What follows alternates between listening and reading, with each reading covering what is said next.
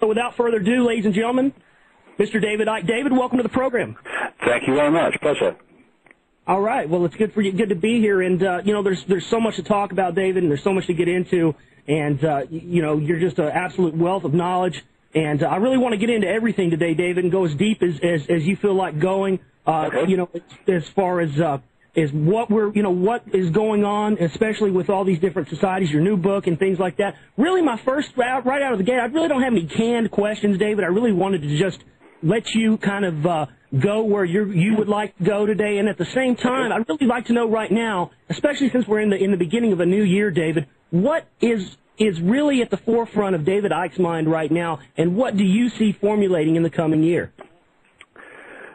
Well, we're at the fork in the road, really, because there is an enormous number of people who are beginning to open their minds to things that they would have laughed at or dismissed or ridiculed not too long ago. And I've been a barometer for this because I started talking about this the best part of 20 years ago.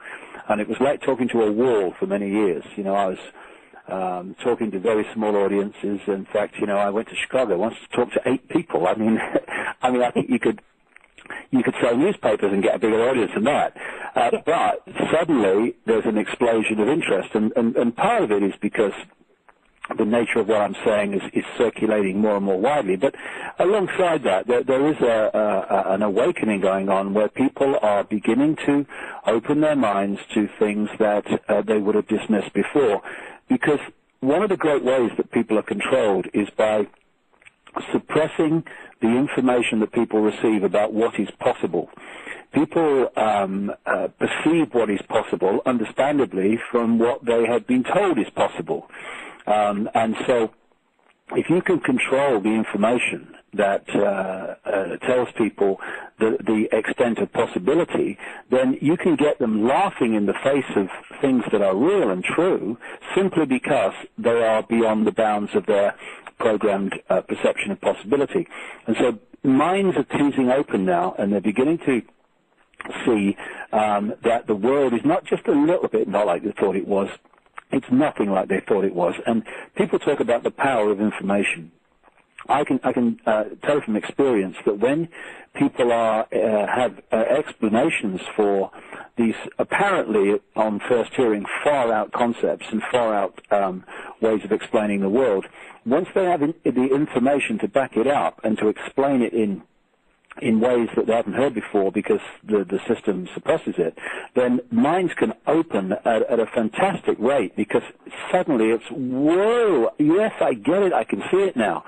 And the key service, if you like, that my latest book plays out is dot connecting, because, you know, you have these children's magazines and comics where they have these pictures and there's lots of dots and you have to connect the dots and you can't see what it is, and then suddenly you connect the dots and it's a dog or it's a horse or it's a giraffe or whatever. And it's the same principle. There are all these things going on in transnational corporations, in governments, in wars in Iraq and Afghanistan and elsewhere, in additives in food, in electromagnetic pollution, in so-called global warming in terms of the cause being carbon dioxide, which is a ridiculous, provably ludicrous idea. It's the sun. And when you connect the dots between all these apparently unconnected subjects, suddenly, whoa, so that's what's going on. And so this combination of people's minds opening to things that they would have dismissed before, and we're getting more and more of this suppressive information out. That combination is devastating in terms of the number of people that are beginning to see it who couldn't see it before. And that's really the thing, David, is the fact that when you break through that perception, it's what you couldn't get. You know, if you were only able to get through maybe a minute amount of information to someone before, once you find that one key issue with someone that breaks open their paradigm, then you're able to get through and get a ton more information in that you weren't able to get across to that person before. Exactly, and there's no better example than a few centuries ago. The perception was, the status quo belief was, that the earth was flat. And when you pointed out, or people pointed out, it was round, one of the reactions was, how can it be? Because people on the bottom would fall off. Because no one had talked about the law of gravity. So once you introduce the law of gravity, people go, oh, I can see why the Earth can be round now. And this is the period that we're in, where all this suppressed information, thank goodness, coming out through the Internet, programs like yours, is starting to show people that these apparently, on first hearing, incredible revelations about the world are actually supportable once you see a greater spectrum of information than you're getting through the mainstream media and mainstream education and all the rest of it. I mean, how incredible can it be that I can tap this table next to me and it seems as solid as anything, and yet it can't be solid because it's made of atoms, and atoms have no solidity. You know, this is the great head-scratching thing. How can this solid world be made up of atoms that are just pockets of energy and have no solidity? The answer is because the world isn't actually solid. It has the appearance of solidity because we are constantly decoding electromagnetic fields and energy fields and thought fields into this holographic reality that we think is real and solid, but it's not. It's a construct that is going on in our minds. It's the same principle as I look out my window now and I can't see episodes of Friends or the news or whatever coming through the trees. But if I press the zapper button and I tune my television to one of those frequencies that those programs are being played out on, bingo, up on the screen they come. They're pulled out of the ether, out of the atmosphere, and I suddenly am seeing pictures. Now, the same principle is what we do with our reality. We are decoding frequency fields, thought fields, energy constructs into a holographic reality that only exists in our minds. It doesn't actually exist outside of that, just as programs only exist on the television screen. You look at the Internet, we think of the Internet as graphics and websites and text and colors and all this stuff, but the only place the Internet exists in that form is actually on the computer screen. Everywhere else, there are electrical circuits and all the rest of it. And it's the same with our reality. The only place that it exists in this physical, so-called physical solid world that we think we're experiencing is actually in our minds when we decode it. And there's an amazing story. Well, it's not amazing, but it is if you come from the perspective of the world is solid and everything is kind of real as we experience it. It was a story that I've told in one of my books, and it was told originally by a guy called Michael Tober, who wrote a brilliant book from a scientific perspective called The Holographic Universe, where he pulled together the scientific supporting evidence that this whole world is a holographic illusion. And he told the story of a party that his father had for friends, and they had a stage hypnotist come along. And the stage hypnotist got people to do the things that they do, eat an apple, or eat a potato, rather, and think it was an apple. Now, the way they can do that is they implant into the subconscious mind the belief, the sense of reality that they're eating an apple. And this is the thing, we don't taste with the tongue, we taste when the taste buds have communicated their information to the brain, which decodes it into taste. This is why you have things in this big additive in food called monosodium glutamate, which is described as a flavor enhancer. How it works is to trick the brain into decoding more taste in the messages that it's receiving from the tongue than is actually there. Flavor enhancer, it's tricking the brain. They know how this stuff works.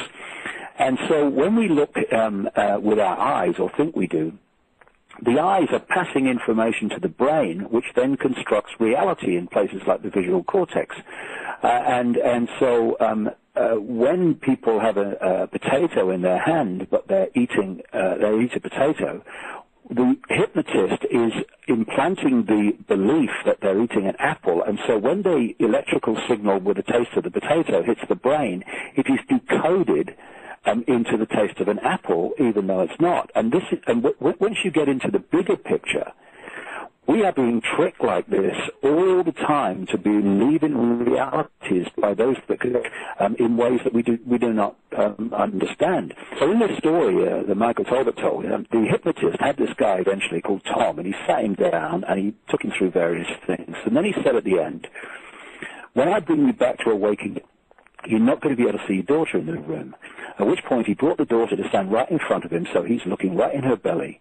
And he goes behind her, and then he says to Tom, can you see your daughter in the room? And he's looking around, and he can't see her. And she starts laughing, and he can't hear that. The hypnotist then put his hand in the small of her back, on the opposite side of her from her father, and said, Tom, can you tell me what I'm holding? And he looked at him like strange, because it was so obvious. What are you holding? A watch.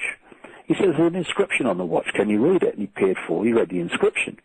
Now, from the perception of reality that we are given from birth to death through the mainstream media, through mainstream science, and through mainstream education, what I've just described is impossible, but it's not. Because what had happened is that the reality is that is a energetic reality. It's magnetic fields, electromagnetic fields. It's an energy construct, and we are decoding that into holographic reality. Now, when the hypnotist has implanted the belief into Tom's brain that his daughter's not in the room, what that does, it acts like a firewall in a computer. People in China can't access vast amounts of the internet because it's firewalled off to stop them accessing it. And it's the same principle. So this guy, Tom, once he's in that programmed state from the hypnotist, his eyes are bringing in the information to the brain of everything in that room, of the walls, of the other people, of the furniture, of the pictures. And they're all being decoded into a holographic reality, which he's experiencing, except one energy field, which is that of his daughter. So his daughter stays in his reality at that time in her energetic state and does not get decoded into a holographic level, so therefore he can't see her because she's operating outside of his frequency range of his eyes, which is very, very small, what we call visible light. So he couldn't see her because he didn't decode her. Now, once you get into these deep, deep levels of the illusory nature of reality, and you think that there are networks of people behind the scenes in the shadows who fundamentally understand this principle of how we create reality, and through suppression of knowledge and information for centuries, right up to the present day, the population in general is kept in ignorance of this. They are in a massive, massive position of power because they are manipulating people's reality without them even understanding what the reality is, never mind it's being manipulated. And this is happening with advertising, it's happening in the media and all the rest of it.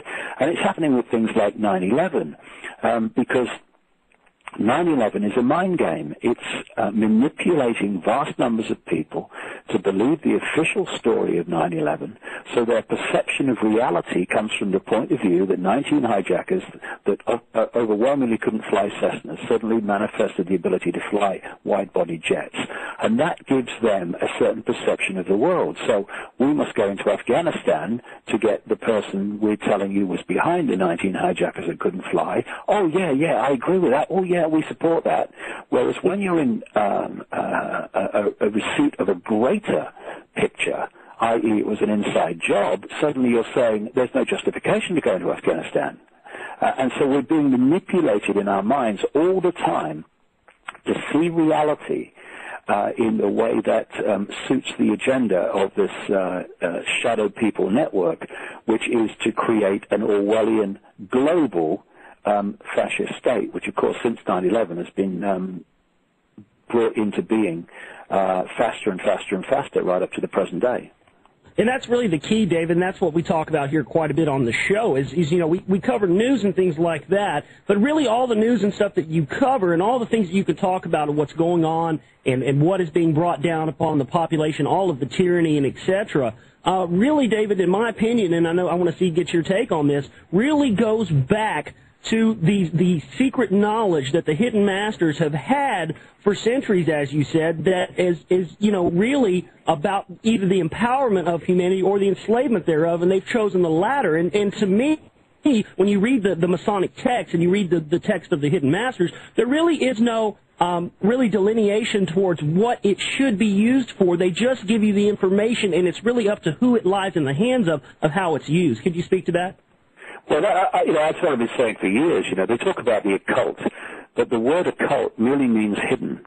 And it's the hidden knowledge which is kept from people. And the hidden knowledge is the knowledge of reality and the knowledge of how you can change reality to fit what you want it to be. And that, of course, can be used malevolently, or it can be used very benevolently and in a very, very positive way. And you're quite right. They have, ironically, what they've done is hijack this knowledge. They use it for malevolent reasons, and then they have condemned it in the public arena as the occult, it's the devil.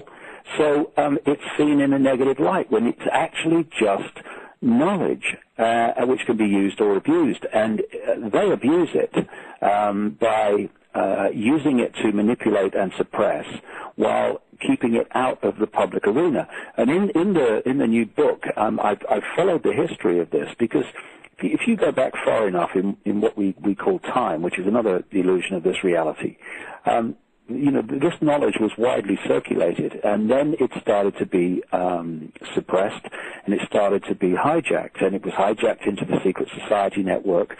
And the secret society network worked in two ways and continues to do so, although it's losing ground all the time in terms of suppression of this knowledge now.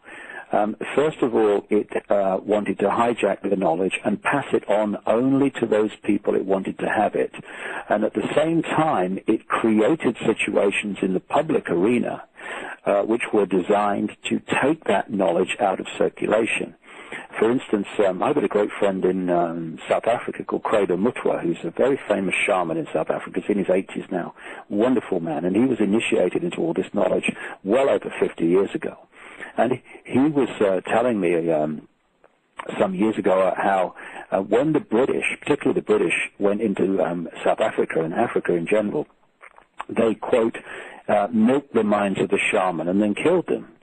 So what they were doing with this colonization was to go into these countries, take their own version of reality and impose it on the people, and take out of circulation the knowledge that had been carried for literally thousands of years through the generations. And they condemned the people who carried it as witch doctors and evil and all that stuff, while they themselves were using this knowledge in a malevolent way. And wherever you go, into Asia, into South America, into Central America, into North America, you find this same process. And of course, one of the biggest expressions of it was the Inquisition. The Inquisition was overwhelmingly an exercise in identifying people who were carrying this knowledge and taking them out of circulation. But the great thing now is it's coming back, and it's coming back not least because minds are now opening to encompass it and not reject it by reflex action as they have up to this point. And this is why the whole conspiracy is in trouble. Yes, on a physical level, it appears, and it is, motoring on.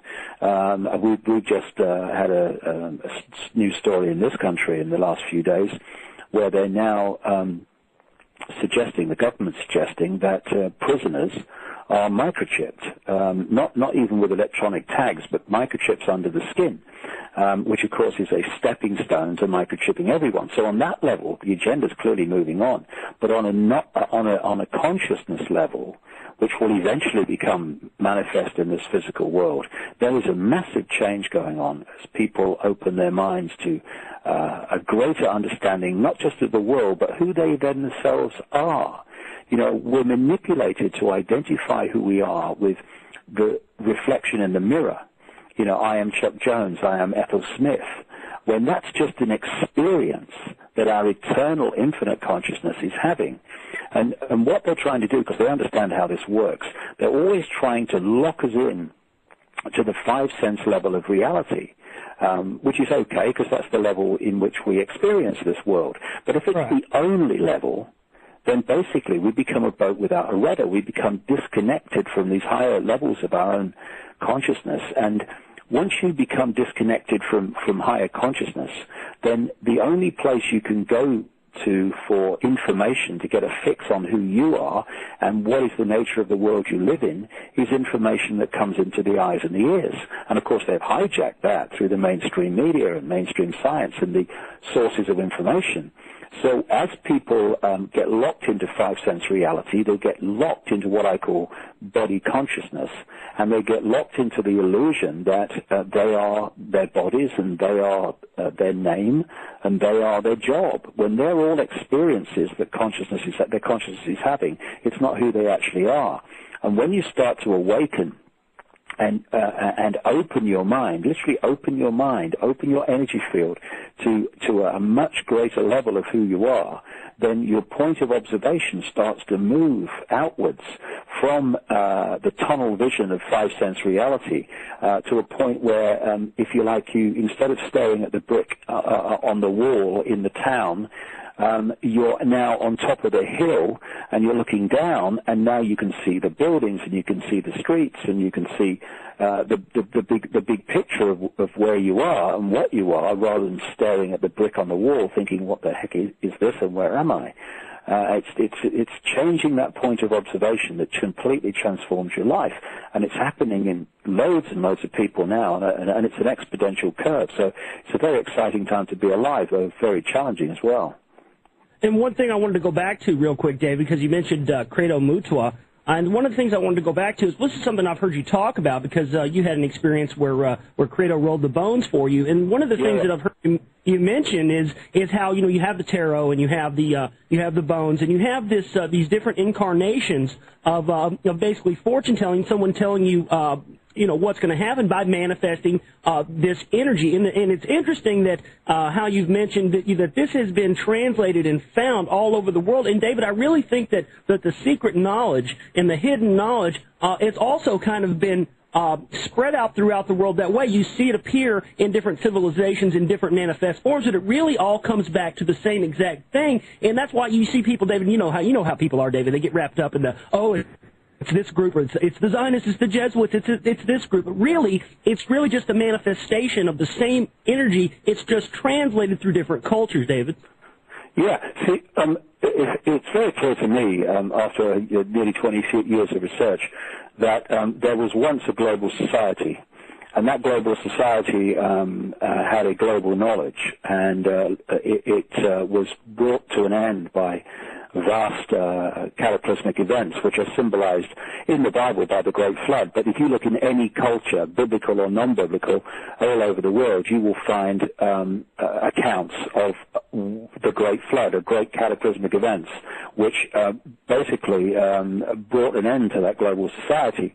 There's debate on exactly when that was, and that doesn't really matter as long as it happened. You can see the theme of what I'm talking about. Exactly. And the former global society, as a result of these great cataclysmic events, was broken up into isolated societies.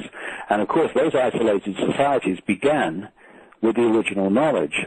But because they grew in their own way and developed their own character, the way they expressed that knowledge changed as time passed, and they expressed it in different ways. As you quite rightly mentioned, I was with Credo Mutua over the last few years, and he's thrown the bones. Now, what that is for people who haven't come across this, they have carved bones into different symbols, some with symbols on them, and some the whole bone is carved into a symbol, and they put them in a basket, and you put your hands over them so that they can connect with your energy field. Going back to what we were talking about earlier, about everything being an energy field, I'm looking at the bones in the basket. What I'm really looking at, outside the decoded version of reality that I am experiencing through the brain, is I am looking at energy fields in that basket. And those energy fields, once you create something as a symbol to symbolize something, that symbol and its energy field carries the energy of what it's symbolizing, because everything is thought. I symbolize this as this concept. Okay, that starts to resonate to the energy field of that concept or that symbol. And so when you put your hands over the bones, you're putting your energy into those bones. What's actually happening is those energy fields that we call the bones are connecting, and it's like what I call a vibrational magnetism. It's like magnetism in its own form. It's connecting to your energy field, and so it's those symbols that represent things about you connect with your energy field and become a representation of it.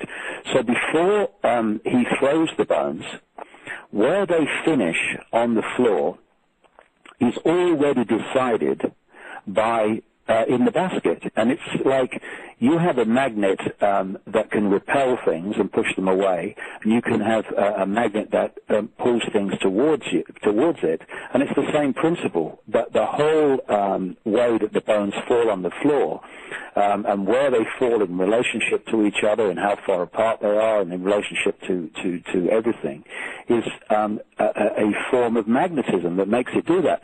And I remember Crowder threw the bones once 3 times for me, and he just threw them on the floor, and this little bone, every single time, came towards me and stopped between my feet. And there were loads of bones that could have gone anywhere. And I said, what's this represent? He said, that represents the astrological sign of Taurus, which is what I am. And you know, you couldn't do that by coincidence or by statistical chance. I was watching this happen, and just to finish the story, what he does then is he reads the bones from his training over endless years to tell you what your energy field carries. And of course, you know, we are experiencing the linear world through the conscious mind, and we think that seeing the future is impossible. But on other levels of ourselves, the future, or at least the projected future, the highly possible future, highly probable future, is already decided. And you can access that through these bones, which are symbolizing these deeper levels of your consciousness. And when I was watching that, I thought, this is just doing the tarot cards in other parts of the world. This is just throwing the rune stones in places like Germany. It's exactly the same principle. It's just that, as like I say, these isolated societies originally went their own way. They used the original knowledge that they all had in different ways, and therefore it manifested in different ways. You had tarot cards, you had throwing the bones, you had throwing the rune stones. And when you are given a choice, for instance, of tarot cards, and you pick that one, pick that one, pick that one, and pick that one, pick that one, well, you may think you're doing it randomly, but what's actually happening is the same principle as the bones in the basket. Those tarot card symbols, these different cards, symbolize different concepts. And those concepts within your own electromagnetic field, your own field of consciousness, are connecting in to those cards that carry the vibration that relates to things within you. And so you pull that card instead of the one next to it. You pull that card instead of the 2 ones down. David, and hold that thought. We got to take a quick things. commercial break real quick. So hold that thought, David, right there. We got to do a quick commercial break. This is the Global Reality on the TruthNet Radio Network. Stay with us, folks. We're with David Icke.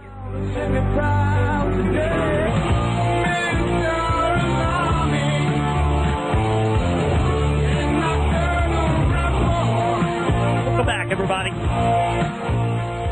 This is the Global Reality here on the TruthNet Radio Network. My name is Josh Reeves. Glad each and every one of you could join us for the show today. Joining us for a conversation today here on the program is Mr. David Icke, author, lecturer, and spiritual journeyman. His new book is The David Icke Guide to the Global Conspiracy and How to End It, and you can check that out at davidicke.com, as well as many of his other presentations And if you're in one of our UK listeners, he has a presentation coming up again at the Brixton Academy, May 24th, and tickets are on sale now, and they're going fast, and there is some still available. But, you know, I got to tell you, from the presentations I've seen on his DVD, if you're in that area, if you live in the UK, you do not want to miss this presentation, and I look forward to hopefully seeing this presentation on DVD eventually. And before the break, we were talking about Credo Mutua and the bones and the different representations of the energy. So please continue, David.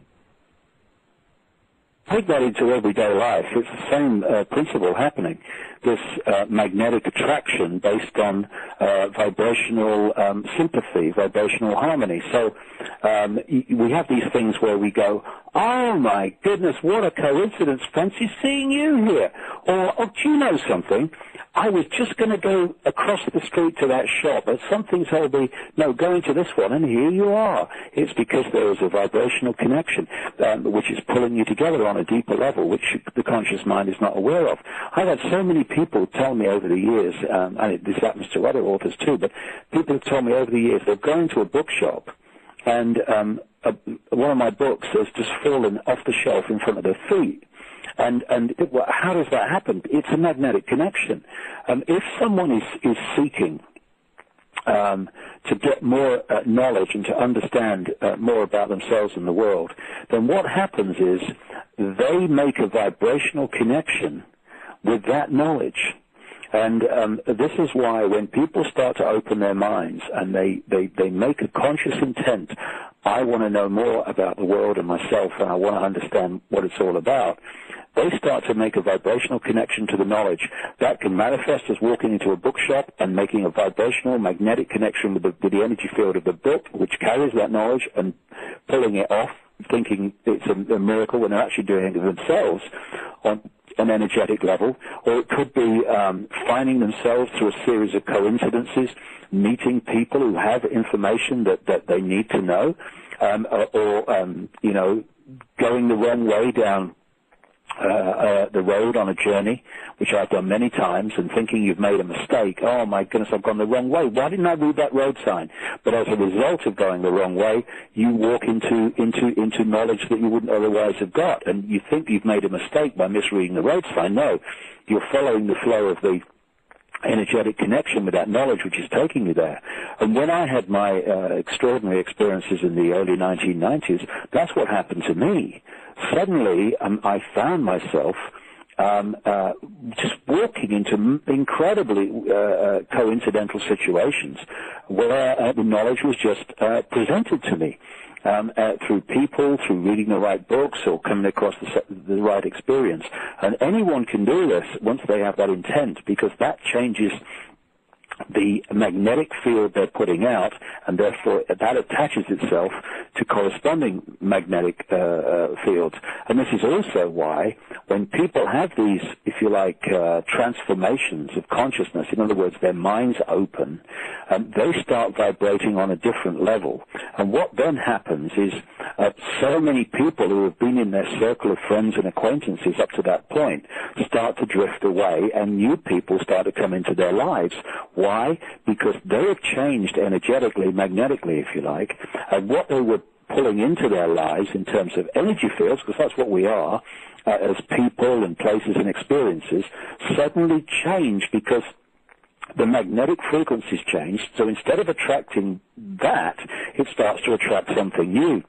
Now, of course, if you're with a partner or whatever, and they are opening their minds in the same way that you are, then the connection will be retained, because you move and transform into new frequency levels, and therefore both of you will continue the connection. But if the partner doesn't, then you find partnerships and relationships coming to an end when one partner opens up and the other one doesn't. It's no one's fault. It's just that magnetic connection has changed because what the frequency of the connection you're putting out has changed. And this is why people's lives are transformed once their minds transform, because of they're suddenly electromagnetically connected or attracted to other people, places, and events. And that goes back to what we were talking about at the beginning of the program, David, was, you know, how we're all led to believe that this is all some sort of big mess, and that the world is just one big, long string of coincidences, and that, everything is a big mess, and it all happens on accident, and there's no design to anything. But when you really look at it, David, everything does have a connection, and everything does happen the way it is intended to happen. But again, we're manipulated and led into belief that, this is just one big mess, and don't believe in coincidence, when in reality, when you really start to get at it, David, no one comes to this type of information unless they are supposed to, and at least that's what I believe. Yeah, well, the thing is that anyone can come to this information if they open their minds to it. If they don't, then it's just going to pass them by. It's going to be connecting with other people who are opening their minds to it, whereas the others are just going to go on connecting with everyday life as it was before, because they're still putting out the same, therefore they're still attracting the same. It's like the old line: if you always do what you've always done, you'll always get what you've always got. So it's we that have to change by intent of what we want to do and where we want to go and what we want to achieve and what we want to understand, and then we'll start attracting that in. If we don't, then we'll just go on with our lives. Another interesting thing is that when you are very closed-minded and you are very limited in your perception of reality and possibility and who you are, what that literally does, that closed mind, is it closes you off from the full magnitude of magnetic energy that you could be projecting. And what you get with these people is they say things like, nothing ever happens to me, my life's so boring, nothing ever happens to me, nothing interesting. You'll say to them, well, what do you want to do with your life? Well, I don't know, really. Well, I don't know, really translates as, my life's ever so boring, nothing ever happens. Why? Because what you're putting out, you're getting back. And when it's the same analogy as you've got a tiny magnet which can pull a few iron filings like an inch across a table. Or when you open up your mind, you are allowing in levels of consciousness, levels of energy that have terrific magnetic power, and they can start attracting to you in great detail the people, places, lifestyles, experiences, coincidences that you need to achieve what you want to achieve. Like you want to understand more. Well, okay, connect to the knowledge comes into your life. It's almost you don't have to go looking for it. Once you've made that intent, it comes into your life in a series of incredible coincidences. That's what's happened to me. I've been able to put this extraordinary tapestry of information together over the last 20 years, not because I'm some genius who's, intellectually known where to go to find it. No. I have just opened my mind to what I want to achieve. I want to know what's happening in the world, and then I want to communicate it. And extraordinary coincidence has brought the information to me. It's not my genius. It's my open mind that's done it. And anyone can do it if they open their minds to it and stop living a life of limiting themselves, of thinking they are Ethel Jones or Charlie Smith, and realizing they are experiences, and what they really are is infinite consciousness, which they can open to anytime they choose. So this is the difference between being a little magnet pulling the iron filings across the road and being a giant electromagnet that can pull a bus across the street. And the difference is, my life's ever so boring, and a fantastic life of constant, amazing coincidence that pushes you along the road of knowledge at an incredible rate. And anyone can do it. It's a case of, are you going to open to it, or are you going to close it off? And one of the things, David, that I really wanted you to touch on for us is how far, and give us a little perspective of just how far you've come and what your experience is and how much you know now compared to that first appearance back in the early 90s, the first time you were on the Wogan program. Well, what happened to me was towards the end of the 1980s, I was a national spokesman for the Green Party, and I was a national television presenter with the BBC and news and, sport then, but I was news earlier. And I have this, I've always been open-minded, and I've always rejected religion, and I've always rejected the mainstream scientific version of reality, which is it's all like a cosmic accident. I mean, someone brilliantly said, if this is a cosmic accident, it is the equivalent of a hurricane blowing through a scrapyard and somehow assembling a 747, you know, please. So I rejected both of those things, but what was the alternative? I had a life to get on with. And then through the 80s, particularly in the second half of the 80s, I started to open my mind to these questions. And I started to want to know, consciously want to know the answers. And in the latter part of the 80s, about the year 1989 actually, I started to suddenly have this feeling that I was working for the BBC at the time, that whenever I was in a room alone, I was not alone. There was something there. But what? And this went on and on and on through 1989 to the point where I was working for the BBC and I was in a hotel in London called the Kensington Hilton. And I sat on the side of the bed in this room on my own. And the sense of a presence in the room was so tangible by this time that I said into the ether, listen, if there's something there, would you please contact me because you're driving me up the wall. Then about 2 weeks later, maybe 3 weeks, not long, I'm walking, I'm playing football with my son down the seafront in this town where I live, and we were going to go up to the cafe on the railway station on the seafront, have a bit of lunch, and we got there and it was packed, so there's nowhere to sit. And we were going to go up in the town when a railway worker came across and started talking to me about football or something. And after the little conversation, I realized my son, Jamie, Gareth it was then, Jamie, my youngest son, had gone missing. And I knew he'd be in the newsagent, the news shop on the station reading the steam train books, which we both like steam trains. So I walk into the shop, and there he is, yes, with a steam train book in his hand. And I just said to him at the entrance to the shop, come on, Gaz, we'll go up to town and get some lunch. And as I turned to go, it was like two magnets that pulled my feet to the ground. My feet would not move. And all this is new to me. This is the first conscious step of something, apart from the presence, that something in my life is changing dramatically. And as I was thinking, what the heck is all this about, I heard this clear voice pass through my head, which said, go and look at the books on the far side.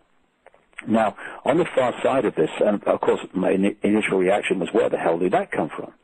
But the books on the far side were like what we call in this country Mills and Boon books. They're like romantic novels about perfectly formed English roses having relationships with perfectly formed, soldiers and stuff like that. Right. And I had no interest in those books whatsoever, but the only place my feet would move was towards the books.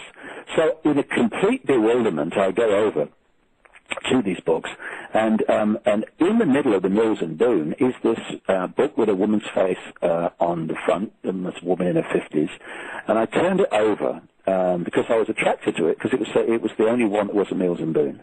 And on the back, the blurb talked about the fact that she was a psychic and she was a hands-on healer and all this stuff. And what I felt immediately was, well, I wonder if this lady would pick up, because I've never met a psychic before, I wonder if this lady would pick up what the heck this thing is around me and, this presence. So I wrote to her. I read the book in 24 hours, found it very interesting, and I wrote to her and I went to see her. First 2 times she was doing the hands-on healing, because I have arthritis, and that was the excuse. I didn't say to her, I've got this presence around me, I wonder if you know what it is. I said nothing. All I said to her was, I've got arthritis, medicine can't help me, so maybe you can, I'd like to try it. And that's all she knew. The 3rd time I went, I only went 4 times. She's got her hands near my knee, about an inch from my knee, and just chatting away. And then suddenly, she just says out of nowhere, my goodness me, I've got to close my eyes for this one. This is powerful, and launches her head back and starts telling me that she's seeing this presence, this figure in her mind, this projection from another dimension, which is saying to her to tell me things about what I'm going to do. And I was going to go out on a world stage, and I was going to reveal great secrets, that there was a shadow across the earth which had to be lifted. There was a great story that had to be told so people understood what was happening in the world. And so it went on, and from that moment, my life started to dramatically change. Stay right there, David. Stay right there, David. We've got to take another break on the top of the hour here. Come back. We're joined by David Icke on the Global Reality here on the TruthNet Radio Network. Folks, don't go anywhere.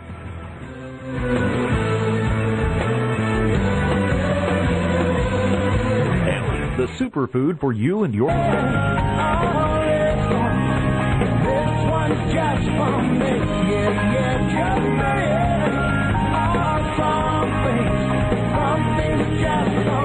Welcome back, everybody. Here in the second hour of the Global Reality here on the TruthNet Radio Network. My name is Josh Reeves. Glad each and every one of you could join us for the program today. And joining us for our conversation today is Mr. David Icke, and we're so glad that he's with us today. And before the break, we were discussing, just how far David has come since his initial appearance on the Rogan Show back in 1991. He was relaying some of that information. So, David, go ahead and continue, sir.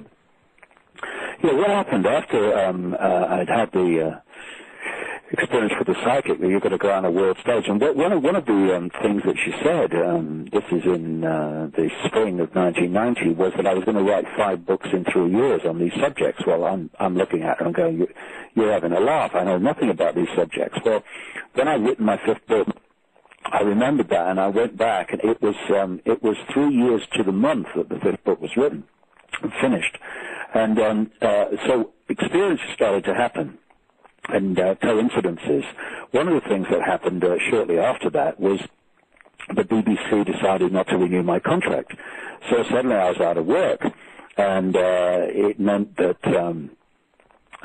because I'd always lived and still can absolutely live below my income, because I live a simple life, and I don't want all the big cars and the big houses and all that stuff. I mean, good luck to those who do, but I don't.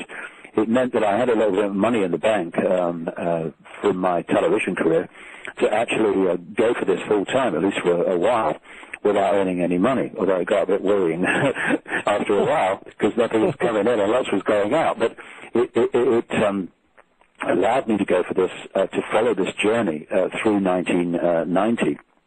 And I wrote a book called Truth Vibrations, which, funnily enough, way back in 1990 when I wrote it, was actually named because I was told that there was a vibrational change coming in my lifetime that was going to wake people up in greater and greater numbers. That's why I called the book Truth Vibrations. And my goodness me, look what's happening now, as we've discussed, and it's happening just as I was told it was going to happen. Anyway, I wrote the book and sent it off to the publishers in late 1990, and suddenly I started getting this overwhelming feeling that I had to go to Peru. Why Peru? It's just extraordinary. I'd never been to Peru. I never thought about Peru. Peru. I would walk down the street and I keep seeing pictures of Peru or, holidays in Peru, and cool, what? And I bumped into this other psychic lady, and she said, have you ever thought of going to Peru? I'm thinking, not you and all. So just purely on intuition, and with my money running out by this time, I got on a plane to Peru, and I headed for Lima. And it was funny because I got to Lima, and I had really no idea what I was going to do or anything was going to happen. And it was 5:20 in the morning the plane landed. And I walk into the baggage area to get my bag, and I go up into the upper departure lounge area to just to see what the heck do I do now? And I'm standing there with my case, thinking, what now? Then out of this crowd of people, because the airport was packed even at that time of the morning. This fellow came up to me, speaking English. Obviously, he's on a commission, and he said, where you go? I said, I don't know. And I looked up at the departure board, and I saw Cuzco, a plane to Cuzco, which is the center of the old Inca civilization, I later learned. I said, Cuzco. He said, "You had a ticket?" I said, "No." He said, "You have a hotel?" I said, "No." He said, "Well, I'll get you a ticket and a hotel." So while he's doing that, I'm looking up at the departure board, and it was 6:20 the plane went to Cusco, and I thought, I've got no chance, because when he got my ticket, we walk up to the check-in, and it's a massive queue. And I go to the back, being English, you go back to the queue, and this guy said, no. He takes me down the front of the queue, gives my details to the check-in person, who actually stops checking in the person they're checking in, checks me, and obviously they're big mates. So less than an hour after arriving in Lima, not knowing where I'm going to go, what I'm there, apart from the intuition I need to be there, I'm walking across the tarmac to get on a plane to Cusco. And a series of amazing coincidences happened over a period of 3 weeks. They gave me some wonderful experiences, and one of the example was someone found me a Peruvian guide when I first got to Cusco, and I went round the next morning. He was going to take me to places like Machu Picchu and all the rest of it. I went round to his house, and I knocked on the door, no answer. So I tried the door, and it opened, and I walked in. Hello, anybody there? And I found him asleep on the floor. And he kind of opens his eyes slowly and doesn't say hello. He says to me, "Did you have any dreams last night?" I thought, well, that's an introduction. I said, well, actually, I did. And I did. I had this big, vivid, technicolor dream that one of my 2 middle front teeth had fallen out. So I told him this, and he said, "Is your father or grandfather still alive?" I said, "Well, my father is." "Why?" He said, "Well, that's symbolic of your father or grandfather dying."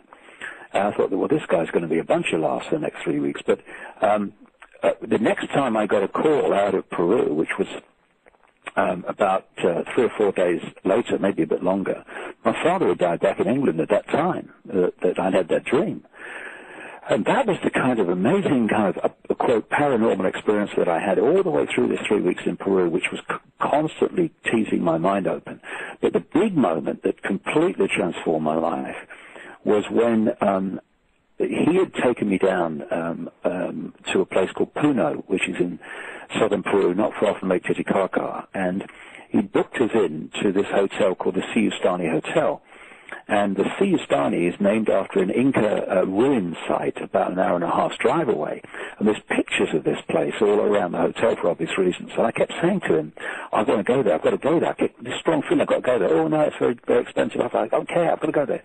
So eventually, he hires this tourist bus with windows in the side, and me, him, and the tourist bus driver go off to the Siustani, and it's beautiful. It's in the middle of nowhere. There seem to be mountains on every side in the distance, and it's a lagoon, and there's this hill, and all the ruins are on the top, and the only people there are 2 children with a llama for tourist pictures, but there were no tourists. And I went around the ruins for about an hour, and it was very nice, but it didn't even begin to match the power of the urge I had. I had to go there. Anyway, so I get into the tourist bus to go back, and I'm feeling quite disappointed. What was all that about? And I'm looking out the window and daydreaming away, thinking about goodness knows what. And suddenly I see this mound to my right, about 3 minutes down the road from Siustani, and I looked at it, and all I could hear in my head as I was looking at it was, "Come to me, come to me, come to me." I'm thinking, what? So I told the guy to stop. I said, "I'm just going up that mound. I won't be a minute." Well, I was actually about an hour or more because of what happened. I get to the top, and on top of this mound is this circle of standing stones, which I couldn't see from the road. It's about waist high, the stones are. It's like a mini Stonehenge, similar feel, but much smaller. And I thought, this is interesting. I walked to the center of the mound, and I'm the circle rather, and I'm looking across back to Siustani, a beautiful sight in the distant mountains. And suddenly I get the newsagent again, only with massively more power in the feet. I'm feeling this really powerful magnetic pull in my feet, and then energy, as I now understand it, but didn't then, started to go into the top of my head and down through my body, and it was like a drill, like an electric drill going through my body. And then I felt energy coming up from my feet and out through the top of my head, so there was a 2-way flow. And then my hands went out, my arms went out at about 45 degrees to my body, without me making any conscious decision to do it. And I'm thinking, what the heck's going on here? And I heard 2 voice sentences in my head, but of course they're not voices. They are telepathic projections of thought, which you decode into a voice. That's what your brain does. This is why if it happens to an Italian, he decodes it into the Italian language, and I decode it into English. The actual communication is thought, not voice. Anyway, these two sentences, the first one said, they will be talking about this 100 years from now, and I'm thinking, what? And the second one was, it will be over when you feel the rain. Now, I'm standing there in a clear, cloudless, blue Peruvian sky with a piercingly hot sun, and I'm being told it will be over when you feel the rain. It just seemed more and more crazy to me. Anyway, I couldn't move, and this energy got stronger and stronger to the point where eventually my body's shaking. And over a period, time disappeared. There was no time. But working it out later, it was about an hour or so that I was in this state.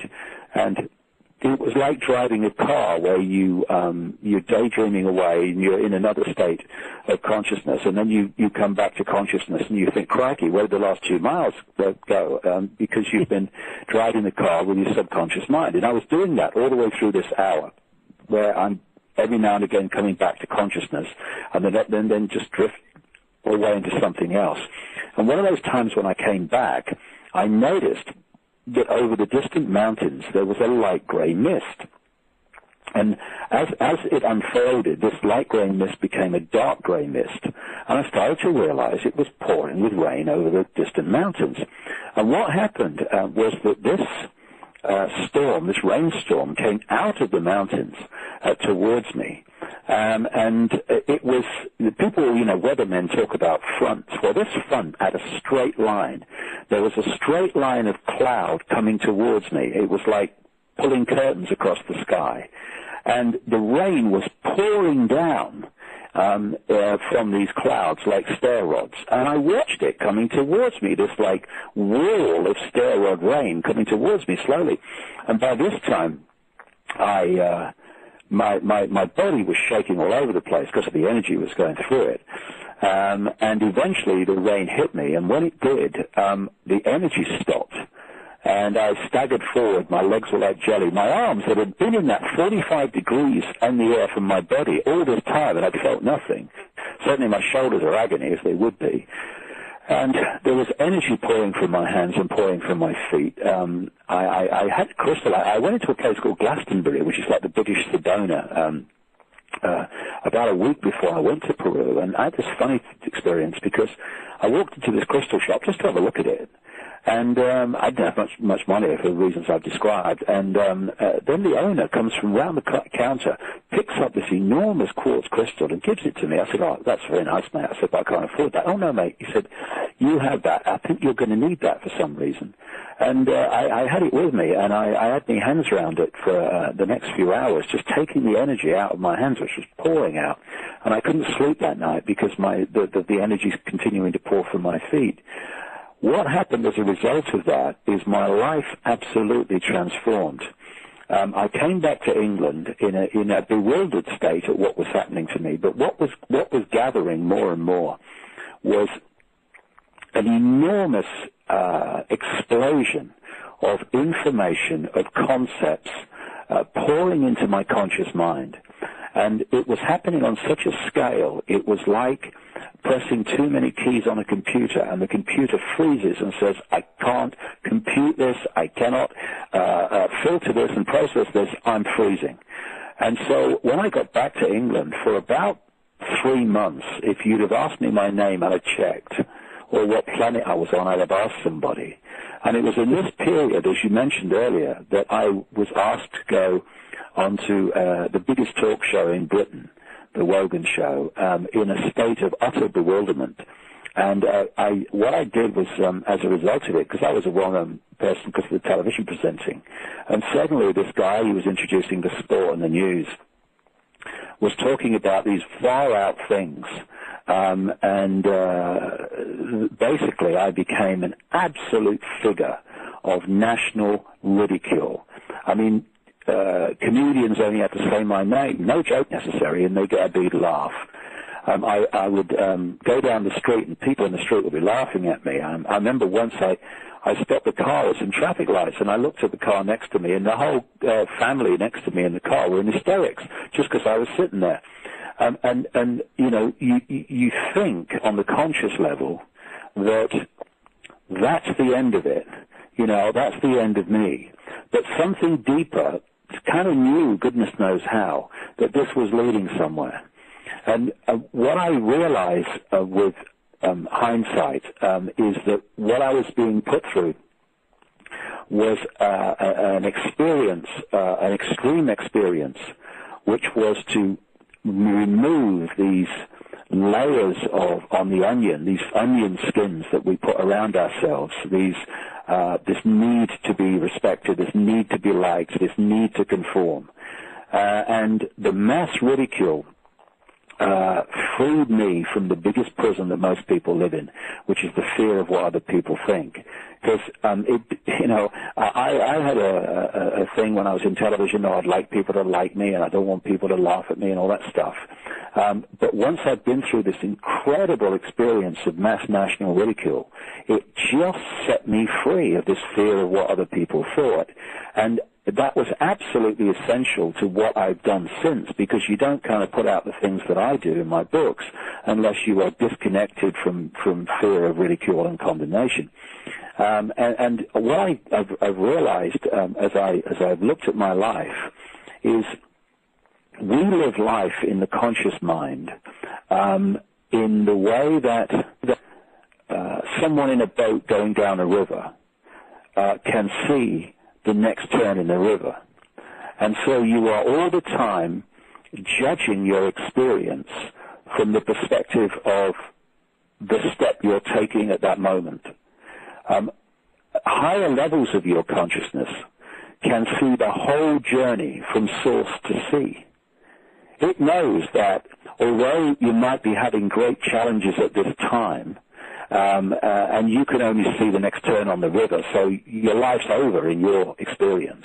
Actually, what you're having is an experience that is going to set you free for something further down the river. And I've said it in my books, you know, I've learned that life has this ability of presenting your greatest gifts brilliantly disguised as your worst nightmare. It happened to me. And, you know, another analogy of this that we experience is, you know, we can be kind of paddling the canoe down the river, and for some reason we get, taken across to the shore, or someone stops us and says you can't go any further, and or the water washes us to the shore or whatever. We get out and we're angry and we're frustrated because we're attached to the outcome. We wanted to get so-and-so down the river by nightfall, and something's gone wrong, and so I'm angry and I'm frustrated. And then you're sitting on the shore, and someone comes up to you and says, "You were lucky, you know." "What do you mean I was lucky?" "Do you know there's a massive waterfall around the next corner of that river? And if you had gone on, you'd have been finished, mate." And then you go, "Oh, I've been lucky." No, you've been guided by higher levels of your consciousness. It's just that it can see from source to sea, and you can see the next turn in the river. And those two points of observation of life are so dramatically different. And what the system does, it wants to lock us in to the next turn in the river level of perception and observing the world, because then it can control us, because it's suppressing the understanding of the bigger picture.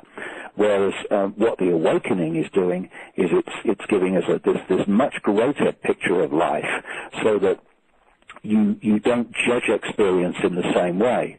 What is a terrible experience? You know it's happening for a reason, and at some point you'll find it. Because we are what we are, whether we're highly successful or whatever.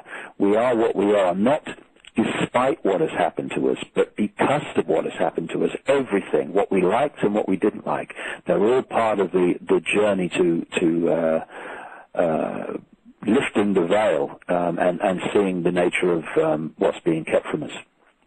It's amazing, David, and I just want to kind of switch gears here for a second, because I wanted to ask you a question just from me personally, just because of some of the research that I've done, and I know that some of the research that I've done really meshes with a lot of things that you've done. I've done an extensive amount of research on a group here in the United States, a very secretive group called the Council for National Policy. And essentially what this group is they're made up of high political figures, the evangelical right, and different political figures of our group, people like Tim LaHaye, people on the evangelical right like Jerry Falwell. You have people like Dick Cheney, George Bush, etc., being keynote speakers. And one of the things that I found, David, in researching this group, is you have people like Phyllis Schlafly, all these different people that meet in secret 3 times a year. No one ever goes and looks into their group. And these are the people that really formulate the ideas of the military-industrial complex and these ideas for genocide in the Middle East and etc. And one of the interesting things I found, David, is that almost all of the members of this group, of this highly secretive evangelical right group,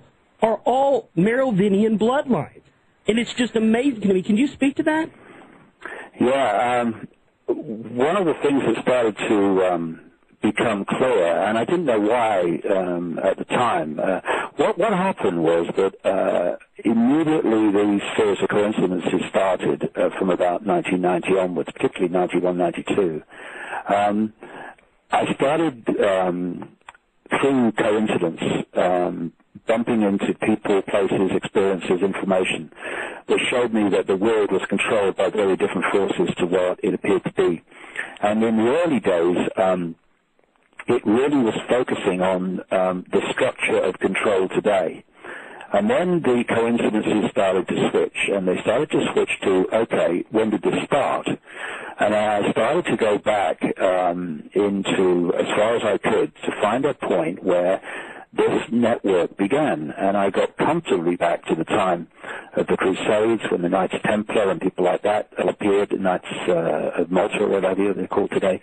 And I kept going back, and eventually I'm thousands of years BC. And I start to pick up bloodlines in places like Sumer and Babylon, which of course is now the land we call Iraq, which is very important historically to these bloodlines. It's not just oil and all the rest of it that have gone into Iraq. It is actually a very significant piece of land, Mesopotamia, the land between 2 rivers, historically to this network. And Egypt and other places, you can pick these bloodlines up, and other parts of the world too, but it seemed to be very significant, this area of what we now call Iraq. And then you can follow these bloodlines through to become the Roman Empire, from the Babylonian Empire. Eventually, these bloodlines moved north into northern Europe, and they interbred with the if you like, the blue bloodlines of that area of the world. And one of their manifestations was a royal bloodline, as they called it, called the Merovingians, in what we now call France. And all the surviving royal families of Europe appear to be Merovingian. Very large numbers of famous, significant people, including presidents in America, keep coming up to be Merovingian bloodline. The people that started the Mormon Church, Joseph Smith, Brigham Young, Merovingian bloodline. The people that started the Jehovah's Witnesses Church, the Watchtower Society, people like Charles Taze Russell, Merovingian bloodline. And it just keeps coming up over and over again. And, if we're going to get into some real far-out stuff here, but, let's do that. The next question was, of course, what is the Merovingian bloodline, and what are these bloodlines, and what's the obsession with bloodline? Because there clearly was. It's not just, snobbery that these elite bloodlines going back to the ancient world obsessively interbreed with each other. So then I start picking up all over the ancient world, including Sumer, this recurring story of a non-human race, or races, that had interbred with humans to create a hybrid bloodline. And this hybrid bloodline became known as the demigods, the middle people between the gods as they were perceived, and humans. And these bloodlines became what has become known as the blue bloodlines.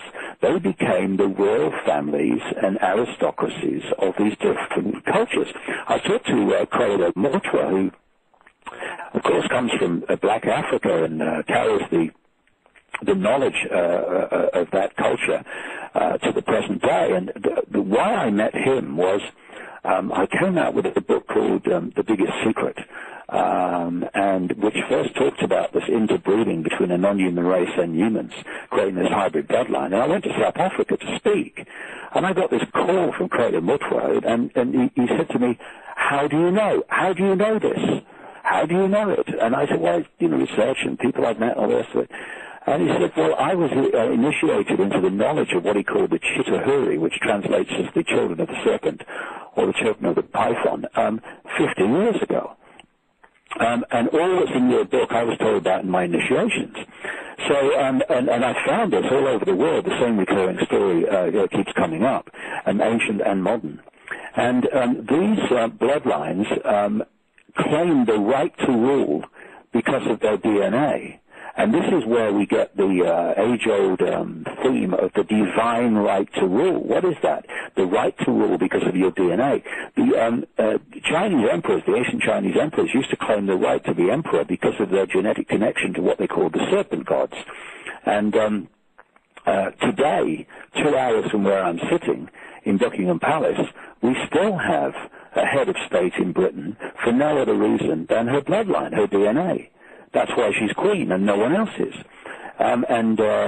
So I started to appreciate that, this bloodline had great significance. It's a different DNA. And funnily enough, I met a guy years ago called Stuart Swerdlow. I've met a number of times since, who was in the Montauk Mind Control Project, of which there was a number of books about it. And he learned about this human, non-human hybrid bloodline from the inside when he was in the mind control projects in Long Island, New York. And he said to me, he said, the reason they call them blue bloods is because their DNA, their blood, in what they call the oxidation process, because it's got a higher copper content, it turns a bluey-green color more than the rest of the population does. And that's where the origin of blue bloods come from. Anyway, these bloodlines expanded their power out of Sumer and Babylon and Egypt into the Roman Empire eventually, then into northern Europe, where they eventually became the royal families and aristocracy of Europe. And when the people started to resist this overt, in-your-face dictatorship by royal imposition, and they demanded democracy and voting and stuff, these bloodlines moved out of the royal lines only, and they went into what I call the dark suit professions of politics, of business, of banking, and they took over all these institutions of power. And this is why you find, and also what they did, for what you mentioned earlier, people like Falwell, is they became the major people in the religions of the world, because this network is not bothered if you completely have a belief system for Judaism, or you have a belief system unquestioningly for Islam or Christianity or Hinduism. They're not bothered which your belief system of choice is, so long as you have one, because belief systems will limit you and stop you being the true magnitude of who you are. So what you find, and what you pointed out with that group, is absolutely classic. You find that they have a system of pyramids within pyramids. This is the structure they use.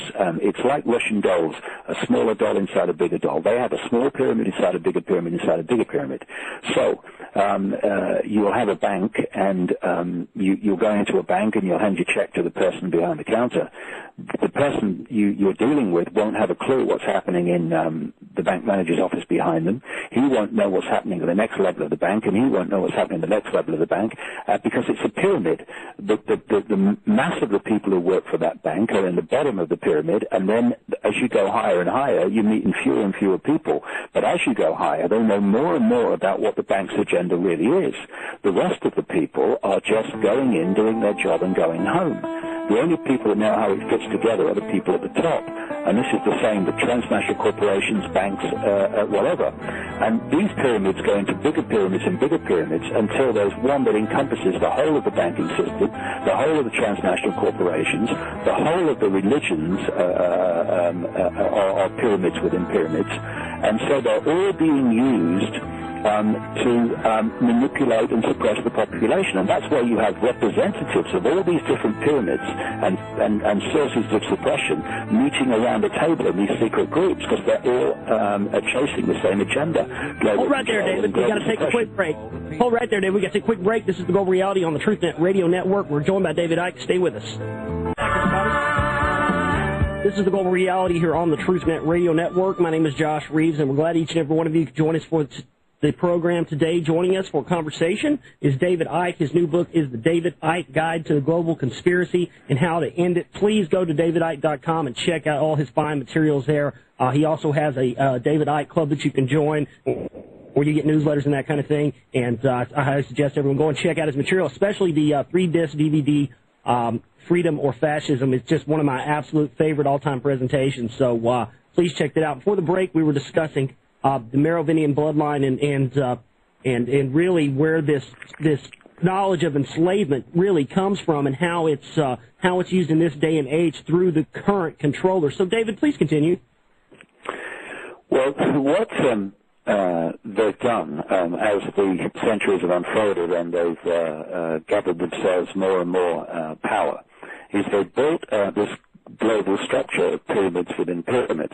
So eventually, there's the pyramid that encompasses all the other pyramids, which means that if you go to the top of the religions or the top of the transnational corporation network or the top of the pharmaceutical company or the top of the oil cartel or the top of the military or the top of the political world or the top of law enforcement, etc., you eventually meet the same people. It's interesting because of this pyramid structure. You don't need to have many people in a pyramid in an organization that are knowingly manipulating to control the whole system. For instance, in the police, you don't need to control every policeman. You just need to control those levels of the police that decide if something's going to be investigated or it's not, if someone's going to be targeted or if they're not. If you control those positions, then the policemen just do as they're told, the lower ranks. And it's the same with social services with the abuse of children. You don't need to control everybody in social services, just that level that decides if this investigation of this alleged child abuse is going to go ahead or if it isn't. And this is how it works. You know, in a government, in America, you choose the president, which is real simple because you make sure you fund the people that you want to get to the top, or you want to run for office, and then the one that you want to have in office. And of course, with the electronic voting, which is coming in now, that's becoming increasingly easier because they just program the computer. This is why electronic voting with no paper trail is just so ridiculous and outrageous. So what they're doing is putting their people, either those who knowing about the agenda and supporting it and working for it, or those who are just placemen and women who are just used as puppets, in the positions of power where they're making the decisions in all these different institutions that decide what the policy and direction of their institution is. And what they want, of course, and what they've been working for all these centuries, is centralization of global power. It's very simple. If you're the few, and compared with the global population, the ones in knowing manipulation are very, very few. But if you want the few to have control over the many, you have to centralize power, decision-making. So what we've seen in all areas of our lives, whether it's business ownership, media ownership, governments, whatever, with the European Union and these other groupings of countries. We've seen the incessant centralization of power. So fewer and fewer people are making decisions that affect everyone else. And there's another expression of this. The more you centralize power, the more power you have to centralize even quicker. And this is why the speed of centralization has got faster and faster and faster, to the point now where it's breakneck. And they've created a situation where they have the same structure within their secret society network as a transnational corporation. They have their headquarters, which is overwhelmingly in Europe, not European governments, the center of the secret society network for historical reasons. And that headquarters, that spider at the center of the web, if you like, dictates the policy for global control and global dictatorship. In each country, America, Britain, whatever, they have their subsidiaries, like a transnational corporation has its subsidiaries. It's a subsidiary network of secret societies and secret groupings that are connected to the headquarters and are dictated to by that. And these different groupings in the different countries, their role is to manipulate their sphere of influence in whether it's religion, military, government, business, banking, whatever, to change that society in the image of what the central headquarters is dictating. And this is why, when you look around the world, you find the same legislation being introduced, sometimes even with the same wording in country after country after country, the same policy of centralization, the same destruction of freedom and more surveillance and control is happening in country after country after country because of this transnational corporation structure that they have. And you have the spider at the center of the web. That's what I call the shadow people that are really orchestrating all of this that you never see. And then as the web goes out from the spider, each strand is a secret society or an organization working within the network. And the closer the strand is to the spider, the more secretive it is, the more exclusive it is. And so you get the people like the hierarchy of the Jesuits and the Knights of Malta and the Knights Templar and the upper echelons of the Freemasons are in those strands close to the spider. And as you come out from the spider, you eventually start to hit the organizations which directly start to interconnect between the spider's web and general society. And among these in America are the Council on Foreign Relations, which was created by the Rockefeller family in the 20s, I think it was. And then you've got the Trilateral Commission, which was created by David Rockefeller and Brzezinski, who's advising Barack Obama, by the way, in 1973. You've got the Bilderberg Group, which is a grouping of the top politicians and military people and intelligence agency people and what have you, and newspaper people, all the kind of people you were talking about, that groups them together for coordination of policy, and these organizations are the outer strands from the spider where they interact with mainstream society, and that's how the whole thing works. And it's very efficient, and it's also based on fear. Each level of the pyramid is terrified of the level above. You know, you've got a situation in a company where someone in the lower ranks will be frightened of the boss because the boss has power over them. They can sack them, or they can give them a hard time, or they can refuse to increase their wages or make them work overtime and all this stuff. Well, within this network of manipulation, the same thing happens. People are frightened of the people above them, and it's not because their wages might be not increased. It's because of the serious, often horrific consequences of not doing what you're told. There was, I don't know if you came across this years ago in America. I'm sure many people will have done, although it was only a B movie. I came across a movie involving Glenn Ford, and I think it was called the Brotherhood of the Bell, which yes. was clearly just a pseudonym for the Freemasons and these secret groups. And it was a fascinating portrayal, because Glenn Ford played this character who was a stalwart of the Brotherhood of the Bell. And to cut a long story short, he was getting great benefits from being in this brotherhood. He was getting lots of business put his way by the brotherhood. His father was doing great because he was involved in the brotherhood. And then eventually the brotherhood asked him to do something that he really didn't want to do on behalf of the brotherhood, because it hurt someone he was very close to. And he said no. And I remember there was a scene where the leader of the Brotherhood turns up and gives him the facts of life, which is you get the benefits of being in the Brotherhood, but for those benefits, we have unquestioning compliance with what we say. And this is how the whole thing works. So once you get in, it's much more difficult to get out. It's like they say, joining the CIA is dead easy. Getting out's the challenge. And these pyramids of fear keep people in place and keep them doing what they often would rather not do, but they know the consequences of not doing it. So fear is the cement that holds the thing together.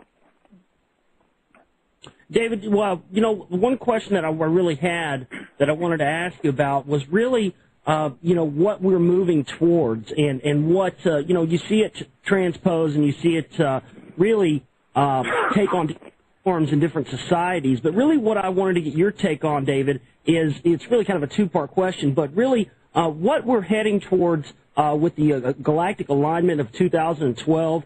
And the possibility is there ever a chance that we may be able to get this secret knowledge into the hands of good souls and people who actually want to use this for the empowerment of humanity? Well, I think to answer the last question, I think it's inevitable, because these manipulators are powerful in a sense, but they're only powerful in this sense. They themselves live in a box. They're not fully open, multidimensional consciousness, because if they were, they would never have any thought of doing what they're doing. They're in a box. They're in a very imbalanced state. The way that from their box, if you like, from their limitation, they can control the population is simply to manipulate the population into a smaller box than they're in. In other words, a smaller level of awareness of reality and all these other things we've talked about than they have. Once the population starts to open up to the true magnitude of who they are and starts to manifest that in their everyday lives, then the other box people, the manipulators, their power is taken away, because this is why they work so hard on so many multi-levels to keep us in a box. It's not just suppressing information and surveillance and all the rest of it. It's additives in food, it's additives in drink, it's electromagnetic pollution, because the body is a biological computer which we use to experience this reality. And if you take the analogy of a fantastic computer operator sitting at a computer, it doesn't matter how good he is, how intelligent he is, how aware he is, if the computer is not working, he is not going to get his genius through that computer. And so one of the levels that they target is the human body. So the human body is an electrochemical phenomenon. It's an electrical, electromagnetic, chemical construct. And so what they're doing is hitting us with electrical, chemical through food additives and all these other chemicals in society, and electromagnetic pollution and distortion to distort the balance and therefore the efficiency of the body, mentally, emotionally, and physical, so that consciousness can manifest its full potential through the body. So the very fact that they, as I've said before so many times, the very fact that they are hitting us on so many levels, in so many ways constantly, is testament to the genius and magnitude that we are. And I always use this analogy. we are in an unnatural state because our natural state is multidimensional, infinite connection. So it's the same as if you have a ball floating on the top of a tank of water. That's its natural state, floating on the top.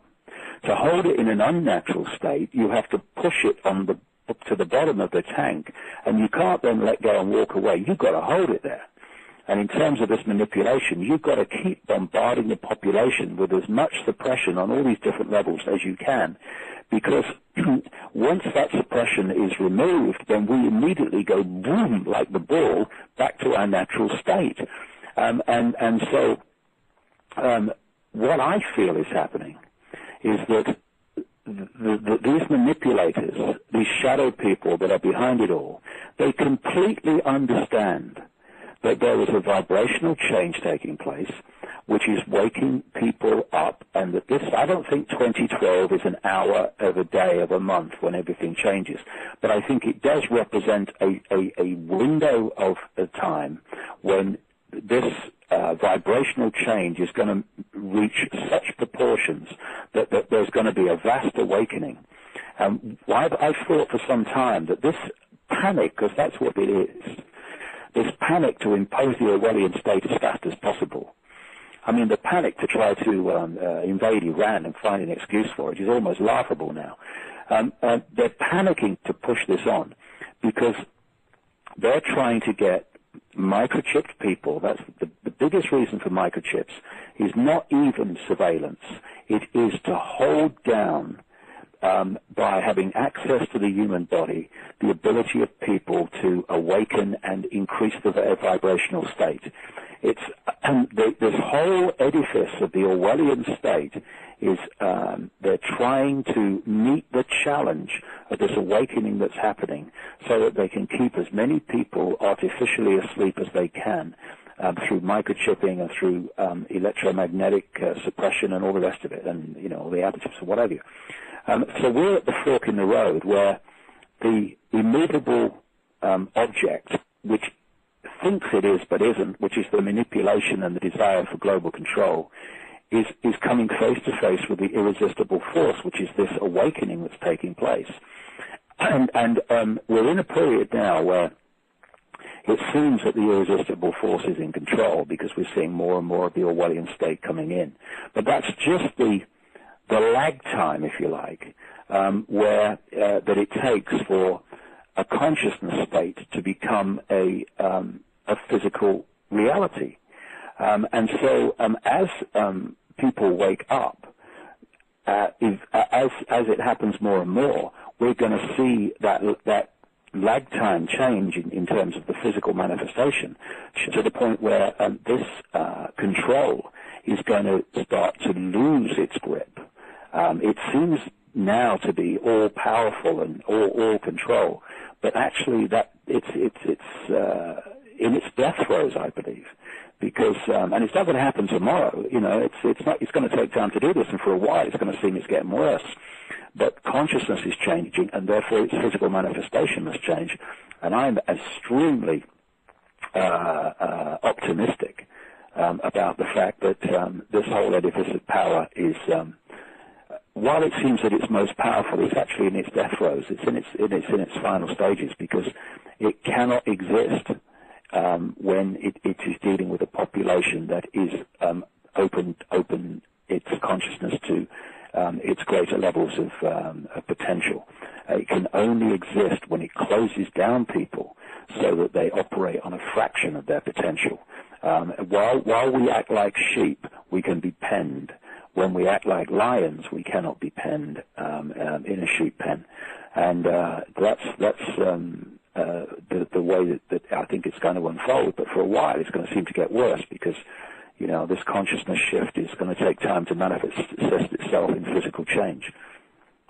And I absolutely agree with that because, David, I think that's what you see happening now, and that's also represented in the text, and it's also represented in the symbology. You see this represented in the Freemasonic symbology, even back to the Sumerian symbology with Enlil and Icke and the dark and the light. I mean, you see this same paradox portrayed, so it lets you know that there is a period of dark and there's a period of light, and this is also transposed throughout all the energies in the universe. I'm not telling you that you don't know, but, I mean, that's what it is. Everything is represented by these forces, both manifesting during certain periods of time, and it just so happens that we are kind of in that middle ground between the dark and the light. Yeah, it's kind of funny because if you look at global warming, it's supposed to be caused by carbon dioxide, which is, you talk to cutting-edge scientists in their various disciplines who, for obvious reasons, never get access to microphones and platforms, and they'll tell you in great detail why carbon dioxide pollution is not causing global warming. What's happening is that there is increased radiation from the sun. And when you look at the graphs, the correlation between the increase in sunspot activity, these great explosions of energy on the sun which travel through the solar system to the Earth, and Earth temperature going up, is like two magnets following each other up the graph. It's so obvious. And there are periods when there is less sunspot activity, and they're the periods when we go into cooler periods, and then there's more sunspot activity, and then the temperature goes up. For instance, the graph of temperature, if you go back about 800 years, they had what they call the medieval warm period, when the temperature was higher than it is today, and there was no carbon dioxide coming out of factories and cars and all the rest of it. So where did it come from? Of course, it was nothing to do with carbon dioxide. It was the radiation from the sun. They then went from the medieval warm period into what they call the Little Ice Age, when the Thames River in London used to freeze over and used to have ice fairs on it. It was so cold. You still see it depicted in some Christmas cards. Then sunspot activity was very low, and then it started to climb. And it climbed, and Earth temperature climbed with it right up to 1940. From 1940, sunspot activity dropped, and so did the temperature from 1940 to 1975, to the point where the BBC in the 70s were doing documentaries on the dangers of the coming ice age. That's only the 1970s. And then sunspot activity started increasing from 1975 to the present day, and the temperature's gone up. It's the sun. And in the same way, you have these cycles. We have spring, summer, and seasons. We recognize that. But within this reality, there are bigger seasons, within bigger seasons, within bigger seasons, what you might call cycles. And it's the same with the solar radiation, which brings heat and cool, depending on the cycle. And it's the same with various energetic cycles. Some bring certain manifestations in our earthly experience, and some bring other manifestations. They're just different seasons, different experiences. And we're coming to the end now of one that was, I'm sure we'll think it was a very good experience when we're in some other dimension, but we're in a period now where we can have a bit of fun, I think, once this control is wrested from these people, and we can get back to experiencing the full magnitude of who we are in our daily experience instead of a fraction of it. And that is the thing, David, is that, we don't even know what it's possible to experience. Again, as you talked about at the beginning of the program, was how the five sense reality has been manipulated and been deformed into what we are allowed to know. So I think that what we're moving towards, in my opinion, based on what I've researched, is that we're moving into, as you described, a new level of perception, to where the old levels of perception, what we perceived as the given reality, is going to change, and that's what these people are afraid of, David. Exactly what they are, because that's a good summary, because to hold us in servitude, they've had to hold us into a limited reality. And if they can limit the reality and limit what we think is possible, limit the extent of who we are and what we are possible of doing, then they hold us in that tiny little box. Once we break out of that, they've lost their control. It's like... if you hoard knowledge and you keep people in your, if you like, in your classroom in ignorance of it, you have power over them. But once the rest of the people in the classroom have the same knowledge that you do, or more, you've lost your power over them. And that's what's happening, is this knowledge awakens in people. And this understanding awakens in people. So we're awakening out of the frequency range that they have both constructed and manipulated it into. And that's exactly right. you know, I mean, it just frustrates me, David, to see the mass amounts of people that continue to not want to wake up to this information and not realize what it is. But at the same time, we do have a mass amount of people now. I mean, especially compared to, you know, say, for example, when you first started and seeing the mass awakening. Yeah, I mean, the thing is that if you've got symbolically quite thin concrete around you, then you can break out of that more easily, and you can remove yourself from that concrete cocoon. But if you have very thick, dense concrete, in other words, your belief systems are very, very dense and very all-encompassing of your sense of reality, then it takes longer for that concrete to break down. And so, first of all, those that were, you know, less programmed, less kind of mesmerized by this reality, they started to wake up first. But I have to say that we have reached the point where people are now waking up at real big time and opening their minds to so many things they would have laughed at before, who even I, a few years ago, would have said, woo, if that guy wakes up, I'll be amazed. Well, they're doing it now. And so, you know, there are still vast numbers of people, enormous numbers of people, who are still imprisoned and enslaved by their belief system, which manifests energetically as these like concrete energetic cocoons that they live in, which disconnect them from the infinity that they are. But, you know, this vibrational change is getting quicker by the minute. And we're going to see some amazing transformations in the next few years of people who will be listening to this show tonight and go, that guy is completely insane. And I've had that. I've had people say that to me and come back a year or so later and go, sorry, mate, I get it now. And we're going to see some amazing transformations as this energy starts to really pick off even the most densely enslaved people. Well, we're coming up on the top of the hour break here, David, and I want to encourage everyone to check out your website. Do you have time to stay with us for one more segment? I got someone coming to see me in about 5 minutes. 5 minutes, all right. Well, that's good, then. We hit it right here at the end. Well, David, I just want to say what an honor it was to speak with you, my friend. It's been a real pleasure. It really has. It's been great. You know, it's wonderful talking to someone with an open mind that you can discuss these matters with without someone always, you know, trying to put you in a position where you're defending yourself. And so many mainstream interviewers, they think they have to make their name by challenging you and all the rest of it. And what you're doing then is you are going to a point where you're not able to get over information that you normally could. And this show has been absolutely brilliant, and I thank you for it. Well, thank you, David, and that's what it's all about, is expanding the knowledge together, David, because it's going to take each and every one of us together taking this understanding and taking this knowledge to take this world back. And I thank you, and I wish you the best of luck in your continuing journeys, my friend. You too. I hope we talk again. I do too. Thanks a lot, David. And ladies and gentlemen, Mr. David Icke joining us on the program today. What an amazing interview. Thank you again, David. And it was wonderful. Check out his website at davidicke.com and get his new book. We're going to come back and discuss this. If you'd like to discuss the interview, you can give me a call at 1-800-451-1567, and we'll have a discussion, talk about the interview, and some more news here on the Global Reality on the Truth Net Radio Network. My name is Josh Reeves. Stay with us. So without further ado, ladies and gentlemen, Mr. David Icke. David, welcome to the program. Thank you very much. Pleasure. All right. Well, it's good for you. Good to be here. And, you know, there's so much to talk about, David, and there's so much to get into. And, you know, you're just an absolute wealth of knowledge.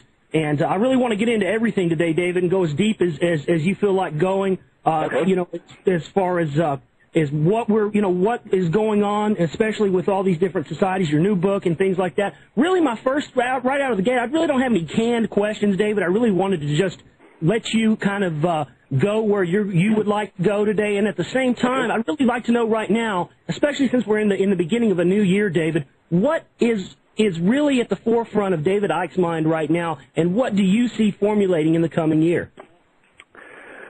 Well, we're at the fork in the road, really, because there is an enormous number of people who are beginning to open their minds to things that they would have laughed at or dismissed or ridiculed not too long ago. And I've been a barometer for this because I started talking about this the best part of 20 years ago. And it was like talking to a wall for many years. You know, I was talking to very small audiences. In fact, you know, I went to Chicago once to talk to 8 people. I mean, I think you could sell newspapers and get a bigger audience than that. But suddenly there's an explosion of interest, and part of it is because the nature of what I'm saying is circulating more and more widely. But alongside that, there is an awakening going on where people are beginning to open their minds to things that they would have dismissed before. Because one of the great ways that people are controlled is by suppressing the information that people receive about what is possible. People perceive what is possible, understandably, from what they have been told is possible. And so if you can control the information that tells people the extent of possibility, then you can get them laughing in the face of things that are real and true simply because they are beyond the bounds of their programmed perception of possibility.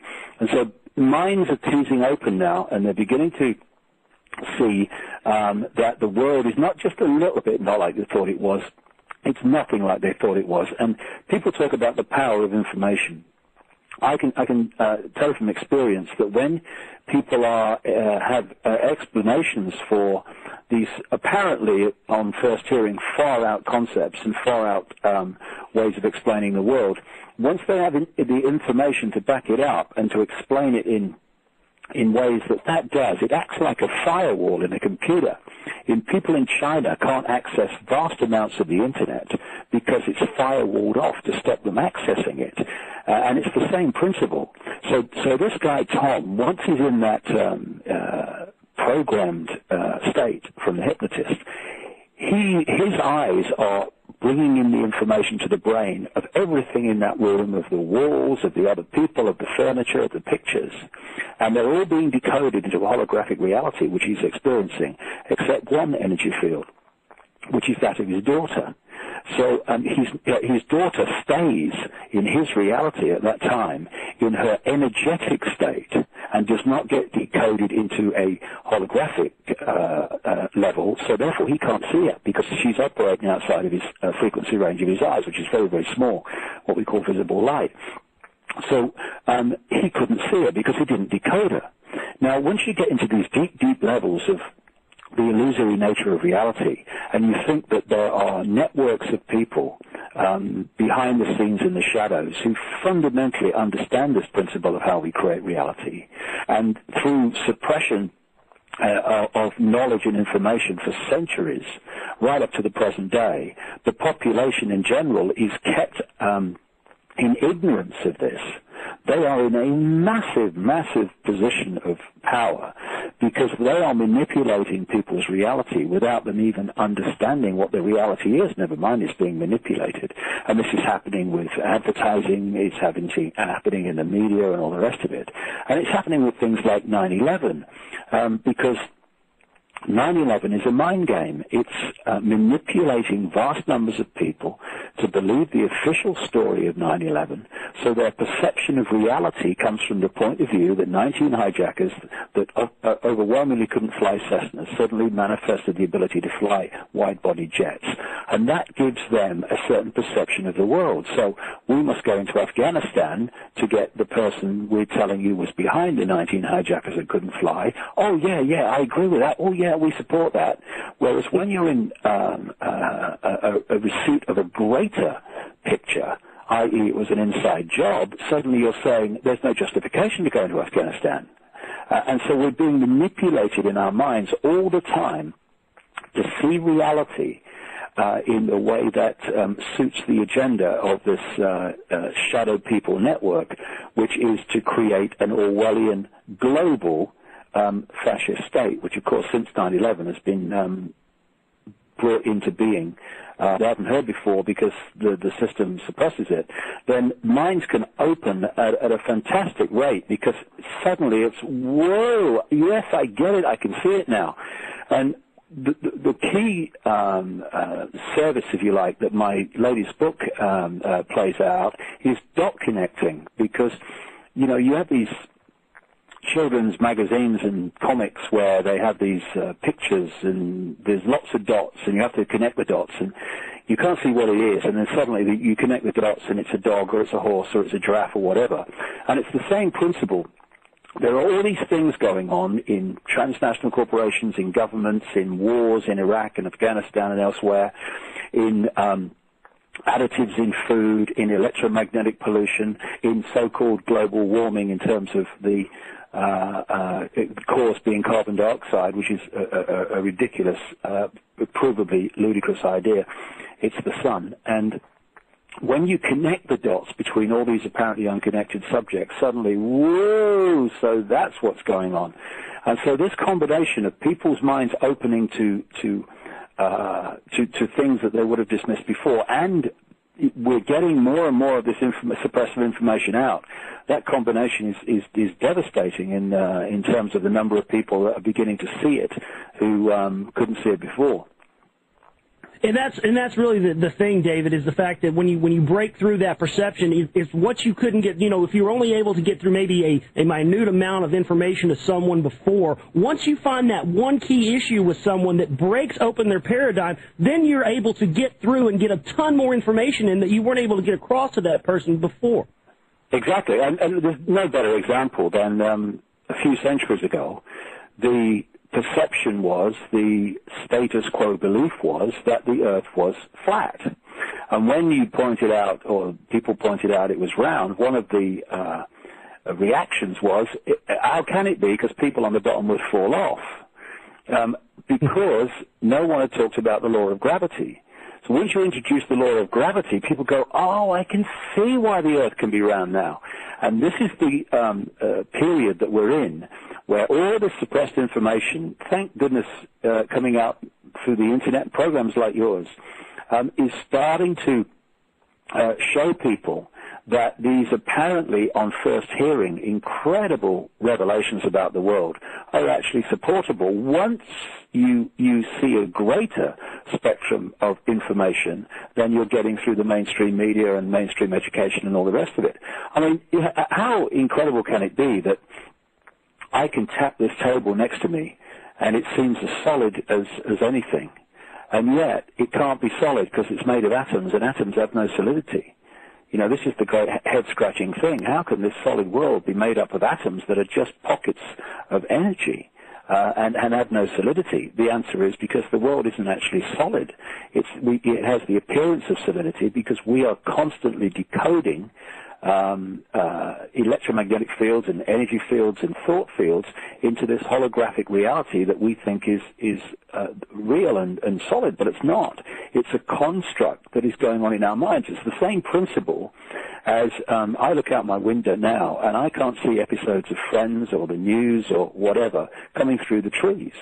But if I press the zapper button and I tune my television to one of those frequencies that those programs are being played out on, bingo, up on the screen they come. They're pulled out of the ether, out of the atmosphere, and I suddenly am seeing pictures. Now, the same principle is what we do with our reality.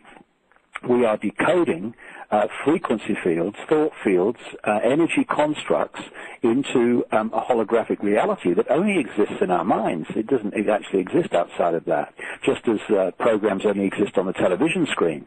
You look at the Internet, we think of the Internet as graphics and websites and text and colors and all this stuff, but the only place the Internet exists in that form is actually on the computer screen. Everywhere else, there are electrical circuits and all the rest of it. And it's the same with our reality. The only place that it exists in this physical, so-called physical solid world that we think we're experiencing is actually in our minds when we decode it. And there's an amazing story. Well, it's not amazing, but it is if you come from the perspective of the world is solid and everything is kind of real as we experience it. It was a story that I've told in one of my books, and it was told originally by a guy called Michael Tolbert, who wrote a brilliant book from a scientific perspective called The Holographic Universe, where he pulled together the scientific supporting evidence that this whole world is a holographic illusion. And he told the story of a party that his father had for friends, and they had a stage hypnotist come along. And the stage hypnotist got people to do, the things that they do, eat an apple, or eat a potato, rather, and think it was an apple. Now, the way they can do that is they implant into the subconscious mind the belief, the sense of reality that they're eating an apple. And this is the thing, we don't taste with the tongue, we taste when the taste buds have communicated their information to the brain, which decodes it into taste. This is why you have things in this big additive in food called monosodium glutamate, which is described as a flavor enhancer. How it works is to trick the brain into decoding more taste in the messages that it's receiving from the tongue than is actually there. Flavor enhancer, it's tricking the brain. They know how this stuff works. And so when we look with our eyes, or think we do, the eyes are passing information to the brain, which then constructs reality in places like the visual cortex.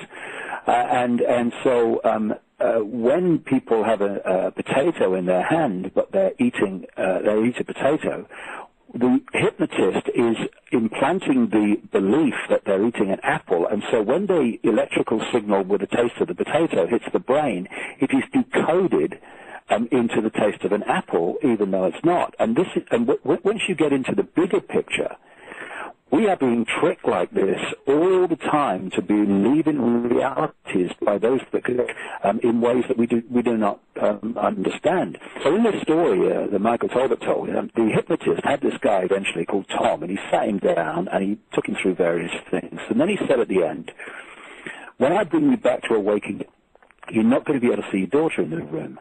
At which point he brought the daughter to stand right in front of him, so he's looking right in her belly. And he goes behind her, and then he says to Tom, can you see your daughter in the room? And he's looking around, and he can't see her. And she starts laughing, and he can't hear that. The hypnotist then put his hand in the small of her back, on the opposite side of her from her father, and said, Tom, can you tell me what I'm holding? And he looked at him like strange, because it was so obvious. What are you holding? A watch. He says, there's an inscription on the watch. Can you read it? And he peered forward. He read the inscription. Now, from the perception of reality that we are given from birth to death through the mainstream media, through mainstream science, and through mainstream education, what I've just described is impossible, but it's not. Because what had happened is that the reality is that is a energetic reality. It's magnetic fields, electromagnetic fields. It's an energy construct, and we are decoding that into holographic reality. Now, when the hypnotist has implanted the belief into Tom's brain that his daughter's not in the room, what